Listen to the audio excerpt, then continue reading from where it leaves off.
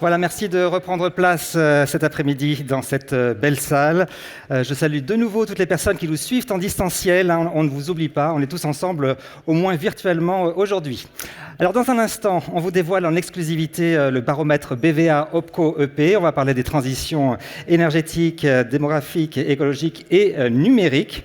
Mais d'abord, nous voudrions prendre le temps de vous présenter le modèle AFEST, Action de formation en situation de travail. Et j'appelle Lionel Namin. On vous applaudit. Bonjour, installez-vous.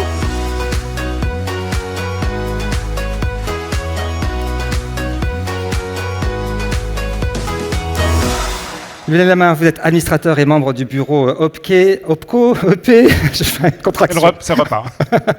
Vous êtes secrétaire général national de la Fédération française de l'expertise automobile. Au niveau de la branche, vous présidez la commission paritaire nationale de l'emploi et de la formation professionnelle. On va donc parler avec vous de l'AFEST. Il s'agit d'une véritable action de formation qui a pour particularité d'utiliser, de valoriser les situations de travail comme terrain d'apprentissage. On apprend dans le travail et par l'activité. Alors, est-ce que c'est déjà une modalité très répandue dans les entreprises, dans le système de formation aujourd'hui ? Merci. À vrai dire, pas tellement répandu oui. Aujourd'hui dans les entreprises. Bon, ça reste un dispositif reconnu par la loi récemment. 2018, c'est encore récent, mais ça a déjà un peu d'ancienneté. Mais surtout, le dispositif souffre, de mon point de vue, d'une incompréhension. Incompréhension, finalement, par rapport aux autres dispositifs de formation habituels qui sont utilisés par les entreprises. Je pense bien évidemment à la formation présentielle. Après, formation présentielle donc, dans les établissements d'enseignement, formation présentielle également dans les entreprises, ce qu'on appelle en général la formation interne, et aussi la formation qui s'est imposée, qui est aujourd'hui bien pratiquée, qui est la formation distancielle. À côté de ça, aujourd'hui, nous avons cette action de formation en situation de travail qui tout de suite, ce n'est pas évident de pouvoir identifier ce qui la caractérise. Et ce qui la caractérise, cette action de formation, c'est que finalement, on va former le salarié à son poste de travail, qui justement va être aménagé, ce poste de travail, pour permettre la réalisation de l'action de formation. Donc le salarié va continuer à produire, et ça c'est véritablement distinctif des autres actions de formation habituelles, et être formé à ce poste de travail. Donc on va mobiliser une ressource interne, qui va un salarié formateur, qui sera au passage aussi valorisé, parce que très certainement un grand spécialiste de l'emploi ou du métier concerné, pour pouvoir réaliser cette action de formation.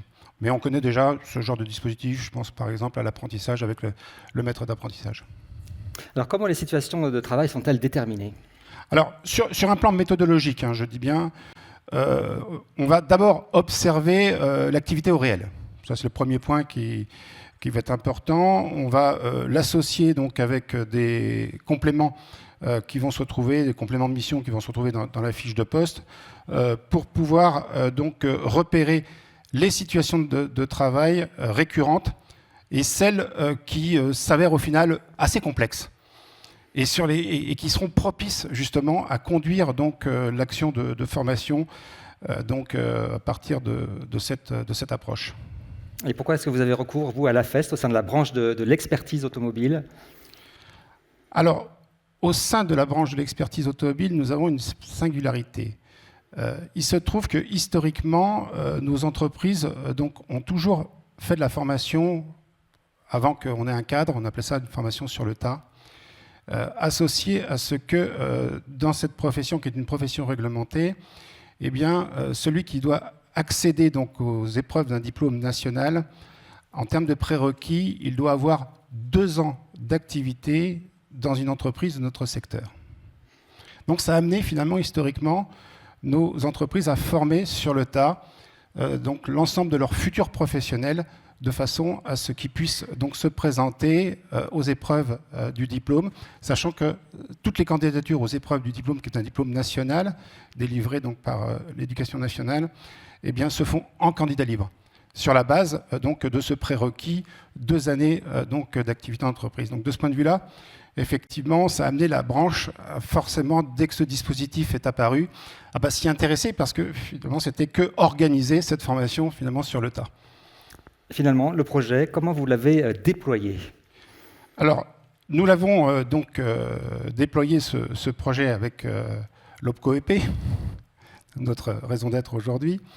On a mis en place donc un groupe de travail de façon à pouvoir identifier les situations de travail clés à maîtriser donc, pour un expert automobile.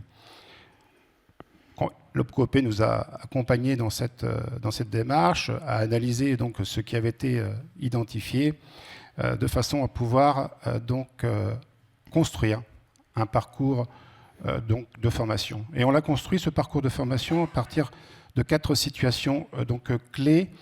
Vous voyez qui apparaît dans mon dos donc, le guide, qui est le livrable finalement de ce travail. C'est ça ?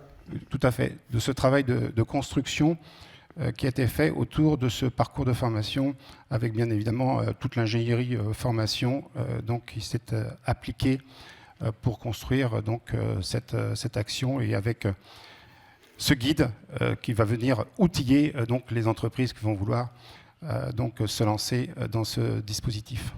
Et aujourd'hui, où est-ce que vous en êtes dans ce projet ? Eh bien, aujourd'hui, certaines entreprises pilotes ont testé donc, ce parcours qui a été construit et donc ont pu valider à travers le test que ça fonctionne bien, et on va être en phase de déploiement France entière d'ici la fin de cette année, début d'année 2026. Un retour justement d'expérience aussi. Est-ce que vous avez rencontré des freins, des réticences au niveau de la branche pour initier le projet ?